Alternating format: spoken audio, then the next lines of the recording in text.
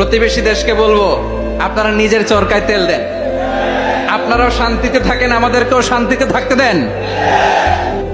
সব চেঞ্জ করা যায়, প্রতিবেশী চেঞ্জ করা যায় না। আমাদের ল্যান্ড তাদের ল্যান্ড, পাশাপাশি। আমরা চাই তারাও সুখে থাক, আমরাও সুখে থাকি, ঠিক কিনা? কিন্তু প্রতিবেশী হলে বন্ধুত্বপূর্ণ আচরণ করতে হয়।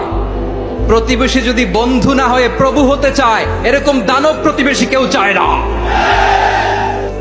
ভারত যদি বন্ধুত্ব উপহার দেয়, আমরাও বন্ধুত্ব দিব, কি বলেন?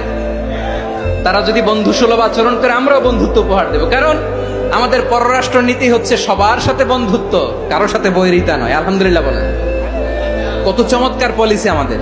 আমরা নির্বিবাদী, আমরা বাংলাদেশিরা শান্তিকামী। We are proud of that. এজন্য আমরা গর্ববোধ করি। আমাদের পররাষ্ট্র নীতি সবার সাথে বন্ধুত্ব, কারোর সাথে শত্রুতা নয়। তাই প্রতিবেশী দেশকে বলবো, আমার ভাইয়েরা, আপনারাও আমাদের ভাই। বন্ধুত্ব দিলে বন্ধুত্ব পাবেন। বন্ধুত্ব ইজ ওয়েলকাম, দাদাগিরি নয়। বন্ধুত্ব ওয়েলকাম, দাদাগিরি নয়। Loud and clear. ভারত যদি বন্ধুত্ব দেখায়, বন্ধুত্ব পাবে। কিন্তু ভারত যদি বাংলাদেশে আধিপত্যবাদ বিস্তার করতে চায়, বাংলাদেশের 18 কোটি জনগণ সেটা রুখে দেবে। ভারত যদি গৌর গোবিন্দের ভূমিকায় নামতে চায়, দেশের 18 কোটি মুসলমান শাহজালালের ভূমিকায় নামবে।